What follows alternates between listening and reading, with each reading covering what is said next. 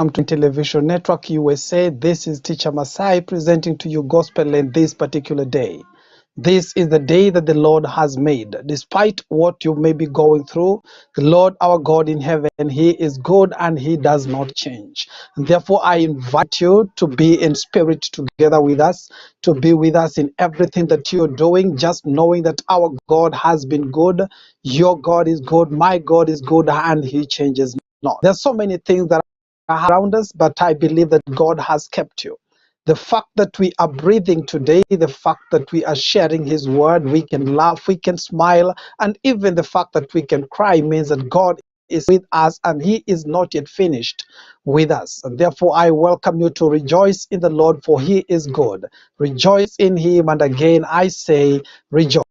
Come to Divine Television Network. If you are here with us, you can participate together with us in this particular session by commenting and share this particular feed with your family and friends on your social media platform. And I know that God will us that way. If you're watching us on YouTube, kindly subscribe. Subscribe today so that you can continue enjoying these amazing teachings here on Gospel Lane and many other and uplifting ministries from other ministers of God here on Evangelist Sarah Mbogo Ministries. Thank you so much for joining. We want to bless the Lord Almighty for you. We want to bless Him for your life. We want to bless Him for your family, bless Him for your business. We want to bless Him for your health. We want to bless Him to have the strength today in the name of Jesus Christ. So I want to bless the name of Jesus. And before we continue, allow us to pray, because the Bible says, the prayer of a righteous man avails much. The earnest prayers of a righteous man avails much, and we want to pray together. Lift up your faith together with me so that we can pray together. Lift up your faith wherever you are, whether you are in whether you are in the office, where you are traveling, or in your house. Kindly lift up your prayers together with me so that we can pray, believing in Jesus' name. Father, in the name of Jesus Christ, we thank you, we bless your holy name. Your God, is no one else like you. Particular evening, this particular moment, we come before you, Lord Jesus, just exalting your name because you're sovereign. Lord God, without anyone on this earth, you are still God. With all of us, Jehovah Father, you are still God. From beginning to end, you are still God. You change not. The Bible says you are good now and forever, and we believe that. Father, you have good plans for us. Thank you for that. Lord Jesus, we bless your name for our past. We bless your name for our today, and we bless your name for our future. For you have everything in your hands, so Father. As we go to learn today, I pray that our hearts, oh God, will be open. Ministration of the Holy Spirit, that our spirits will be alert, even in the word of God, and taking us to a higher level, that our lives may never be the same again. We thank you, Father. We lift you in Jesus' mighty name. Do pray with all thanksgiving, and everybody say amen. You can type amen, you can shout amen, and as usual here on Gospel Lane, you can dance amen, for our God is indeed a good God.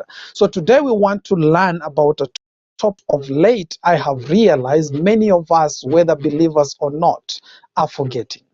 But there is one thing about God: He is a sovereign God. And therefore, allow us to learn a little about the sovereignty of God. Just remind ourselves that our God in heaven, He is a sovereign God. There is one compared to Him.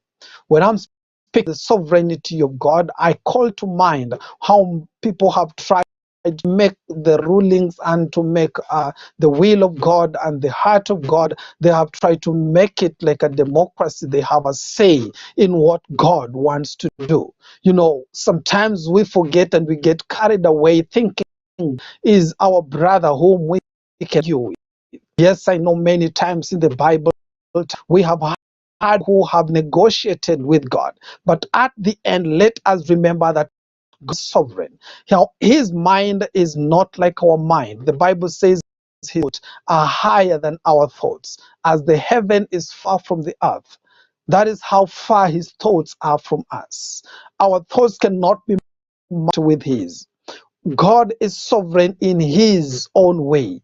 There is nothing that we can do to be able to bring God to a size where we can put him in a box. God cannot be boxed. Doesn't matter how much time we have. God is without the world, he is God. Before the world, he is God. At the end of everything, our God will remain God. And I have listened and heard people speak about God. I know a generation where people have the Laodicean spirit, and people tend to think they have a right in what God makes, in what God does, in what God decides to do. He respects himself, he honors himself, he will never go against his will. The thing that will come to pass is not the will of man. It is the will of God, whether perfect or permissive. God's will always will. When we understand the sovereignty of God, then we will find the place of worship. When we sovereignty, then we are able to lift our hearts and worship him for who he is, not for what he has done, not for what he is, but simply being God is enough for us to worship him. And I call us back to the place where we can look at God and behold him with awe. David looks at that and says, there is one thing that I desire, not silver, not gold, not men, not kingdoms, not power. He says, there is one thing I desire, and that I seek, that I may dwell in the presence of the Lord and behold the beauty of his glory. When we cannot understand, when we cannot acknowledge the sovereignty of, then we will worship him because of circumstances. We'll worship because he has done something. Worship him because he is doing something. We will worship him because prayers have come to pass. But when our prayers don't come to pass, then we cease worshiping him, because in our mind we want to believe that we will turn God like us. God is not a horse that we can turn and twist the way we want. We cannot ride on God. God is, allow me believe, remind us again that God is sovereign. Whatever happens, may we be able to understand that our in heaven, Abba Father in heaven, is sovereign. He is not a man, is not a son of man. He is not created by one. He stretched this world by his own hands. God was able to stretch the earth, the heavens. He was able to make the waters and told them, this is your boundary, this is the place that you will reach. He was able to make everything out of nothing. He is a sovereign God. Before the beginning, he was there. And we understand when God says like this in the book of Deuteronomy chapter 6 and verse 4, God says, hear Israel, the Lord our, the Lord our God, the Lord is one. This is what the year of Israel, the Lord our God, the Lord is one. Here, O Kenya, O Africa, dear church, listen to this. The Lord our God, the Lord is one. He is the only one, and there is no one else. Jehovah Elohim, Yahweh is his name. He is one. He is the one who is everything. He is the one who makes everything. He is the one who creates everything. Yes, I know that men can be grieved, especially when people have died in our lives. We tend to grieve so much that with the sovereignty of God, we lament in our hearts. But even in our lamenting, may we be able to come back to the realization that Abba Father is sovereign. We cannot command him, he commands us. We cannot lead him, he leads us. We cannot instruct him, he instructs us. He, the Lord. When we come to realization, it's possible for you and I to be able to worship him despite what goes on.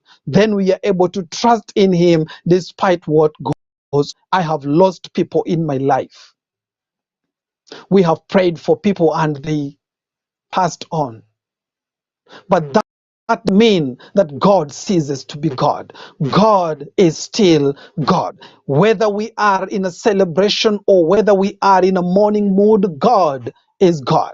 And that is when Job's friend comes to him and they try to negative things, at the end, God will charge Job. And God is asking, who was speaking words without wisdom? Every word that we utter, let us forget our world's democracy. God is God.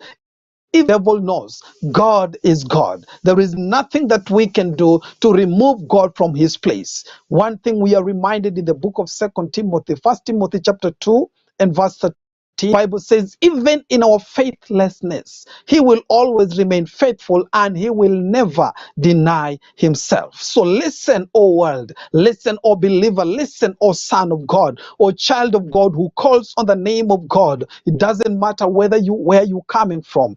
Jesus, God is one. God is one. His name is the Lord Yahweh. He is one in all of the world. In the name of Jesus. From everlasting to everlasting is his name.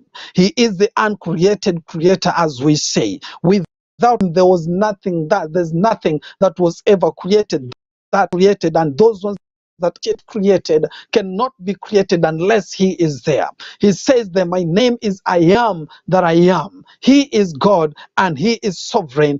He is not like the kings of this world. He is God and he is sovereign. He is not like the presidents of this world. He is God and he is like a man, in the name of Jesus. Allow us to go through. There's so many scriptures about the sovereignty of God.